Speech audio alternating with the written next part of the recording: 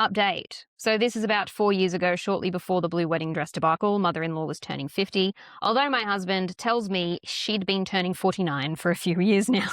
And she wanted her 4 kids, 3 sons including my husband and a daughter, to plan the whole thing. They were allowed help from no one except the kids. My husband had recently begun a new job at entry level. He was working 60 to 80 hours a week. Good brother-in-law and his wife were both working full-time jobs while going through the adoption process. Sister-in-law had 3 kids and was a nursery teacher. Only one of all these kids was over 10, and the rest of her day was spent around little children. Her husband worked in the next town over in a job that required regular overtime. Horrible brother-in-law refused to step up to the plate, kept saying some other time when people tried to plan with him. I don't talk bad about people for no reason, but he's a total horrible person who to this day hits on me whenever he has a chance. And at this moment in time, he was literally unemployed and living in mother-in-law and father-in-law's basement. Of fucking course he is.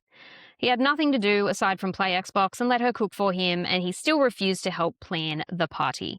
About 3 weeks before the party was meant to happen, my husband caught the flu.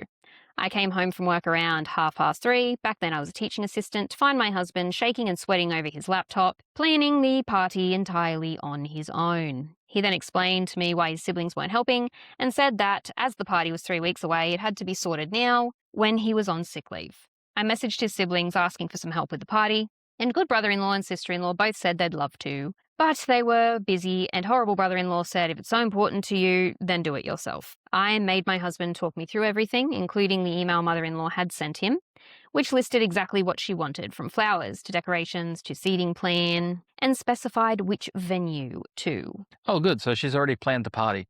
I sent my husband to bed and started ringing around to see who could do exactly what mother-in-law had asked for.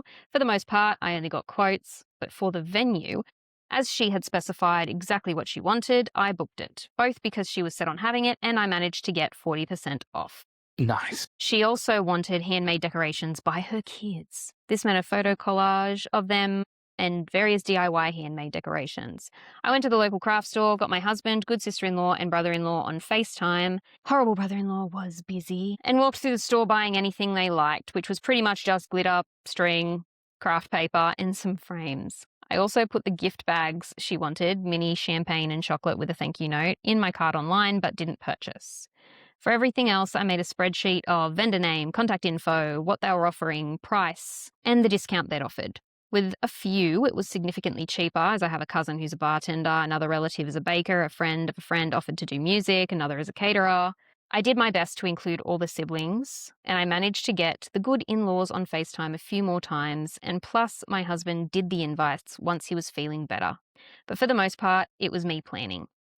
This seemed fair to me, as while she wasn't my mother, I was the only person out of me, my husband, and all the siblings and spouses who worked totally regular hours and didn't have a child of my own to look after. And they all told me, except horrible brother-in-law, that they were grateful for the help. She's a fucking saint. No, I feel like horrible brother-in-law went straight to mother-in-law, told her, and this has caused an issue because she only wanted her children planning it. Oh, guaranteed. You tainted it. By giving me what I want. How dare you, you monster. 2 weeks before the party, it was pretty much sorted. All I had to do was call back the people I'd spoken to and confirm, but until I did that, the only thing guaranteed was the venue and the people who had RSVP'd yes to the invites. My husband took the pile of business cards, quotes and plans I had made with the vendors and went to meet mother-in-law and his siblings for lunch, where she'd asked him for a status update. I don't know exactly what happened, but at some point my husband admitted that I'd done a lot of the planning, using her specifications as a guide. She lost her mind.